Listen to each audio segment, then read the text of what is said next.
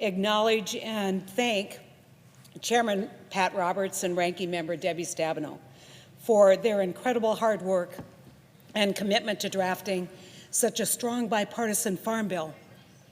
We would not be here today if it weren't for their tenacity, but I think more importantly, we would not be here today if it weren't for their love of agriculture, their love of rural America, and knowing that these are challenging times in rural America. And the one thing that we can do here is to take this important policy and enact it in law so that we can give a 5-year window of certainty to American farmers and farmers in my state. Over 90% of the land in North Dakota is engaged in the production of agriculture, whether it's farming or ranching. It is the bedrock of what we do in North Dakota. In fact, it is who we are. In every given year, 30,000 farmers and ranchers lead the nation in the production of over 10 different commodities. These agricultural products are sold in every state and exported to every corner of the globe. At a time when farm income is down and commodity prices have declined, it is so important that we as members of the Senate work together in a bipartisan way to provide our nation's farmers and ranchers with a strong farm bill. And with disruptions in trade weighing heavily on our agricultural producers, the single most important job right now is providing certainty to farmers and ranchers and passing this farm bill and reauthorizing it beyond September 30th, 2018. In fact, it is important to note that net farm income since 2013 has been literally cut in half.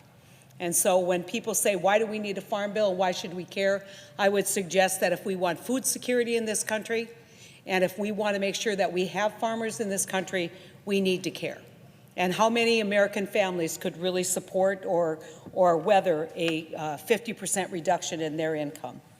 When I first came to the United States Senate, I was fortunate enough to receive a committee assignment on the Senate Agricultural Committee, which for North Dakota is really, quite honestly, the highest and most important committee assignment. Passing a strong bipartisan farm bill has been my highest priority since coming to the Senate. I helped write, negotiate, and pass the 2014 Farm Bill.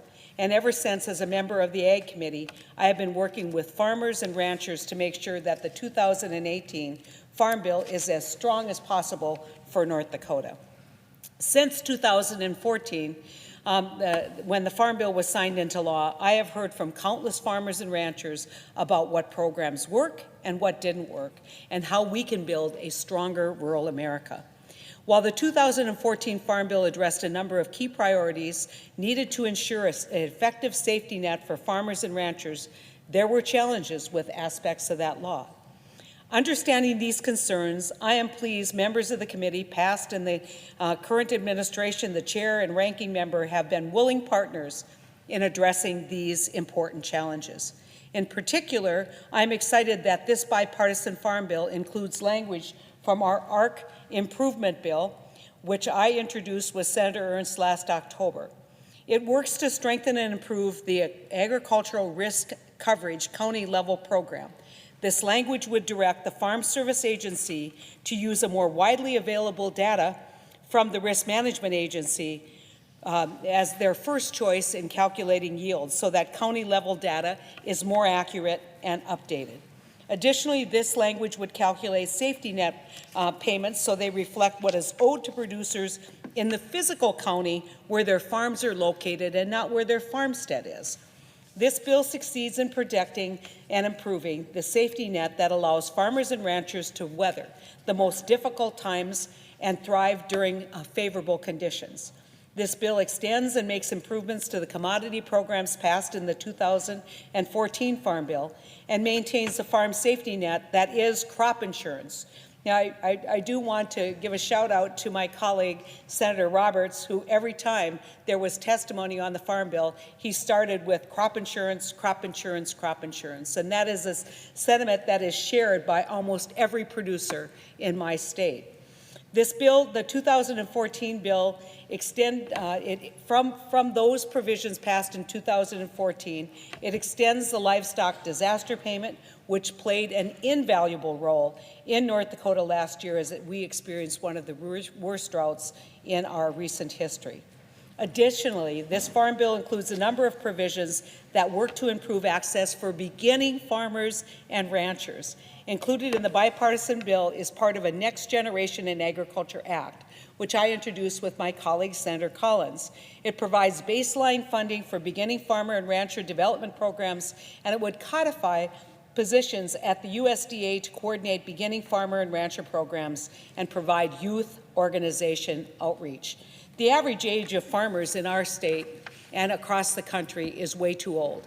If we are going to help build that next generation of farmers, we're going to have to pay attention to those risks and respond to those risks in a way that will make a difference for our future production. I'm also excited that this legislation includes a number of provisions that work to raise the profile of Indian tribes within the Farm Bill, and includes a provision from the Tribal Food and Housing Security Act, which I introduced earlier this year. Specifically, the provision included from my bill would waive the majority, if not all, the administrative costs required to run the food distribution program on Indian reservations, which tribes use to provide healthy, affordable food options to low-income individuals and families. It also would establish a permanent rural development tribal technical assistance office at USDA to provide rural development support for Native American communities and offer greater certainty for the current tribal promise zone designees. As we consider the Farm Bill, I want to make sure that Indian country has a seat at the table, which is why I introduced this legislation, since Indian country faces a unique set of challenges, many of which can be addressed in the Farm Bill. I think sometimes we forget that members, the fundamental occupation of many of the tribal members in my state is farming and ranching. And we also, I think, sometimes forget that they suffer not only historic challenges to economic development, but like we are experiencing throughout all of rural America, economic development not only from being a reservation, but also from being rural. Checkoff programs are vitally important for our ag commodities as they provide beneficial research, promotion, and education services to the producers they represent. It is critical that these programs function as intended in order to be preserved and protected from unnecessary scrutiny. The beef checkoff has not for some time represented the majority view of beef producers and hasn't been functioning as intended. And such, I strongly encourage my colleagues to examine with a critical eye the Beef Promotion and Research Act of 1985 to ensure that the checkoff functions as a truly independent organization representing the needs and viewpoints of the majority of our nation's beef producers. The Farm Bill also makes important investments in ag research and enhances trade. I strongly believe that we need to increase our investment in research. I am pleased to see a robust level of support for our land-grant colleges, inclusion of the Pollinator Health Task Force, and funding to maintain both of those in this bill. But I agree that more should be done in order to enhance agriculture so we may continue to be competitive on the global stage.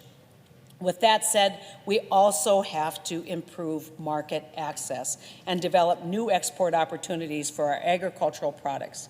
In North Dakota, we export soybeans to China, beans to Cuba, barley to Mexico, and the list goes on and on and on. Building upon these successes will play a critical role in the improvement of the economic health of rural America. During consideration of the Farm Bill, we must also work to protect programs that are vitally important to farmers in my state that provide and produce American-grown sugar. Last week, I had an opportunity to deliver to each senator a simple Hershey's candy bar with a sticker labeling the cost of the sugar included. First, I'm going to thank Kurt Knudsen, who is a sugar beet farmer in the Red River Valley who took time to put these candy bars together for me. In fact, he said he saw a rainy day and he quick put the stickers on. I think you're going to hear a lot about the sugar program. Probably people have already been down here. And they'll tell you about how it burdens the confectionery industry and how this will, in fact, increase their costs. So I think it's absolutely critical that you know that in this candy bar, not this big one, but one that is a normal size, there is only 2 cents worth of sugar in that candy bar. And did you know that in 1980, a candy bar like this cost 35 cents and had 2 pennies worth of sugar in it? Today, this same candy bar costs $1.49, but still contains just 2 cents of sugar. Don't let anyone tell you that we have a crisis as it relates to the sugar program.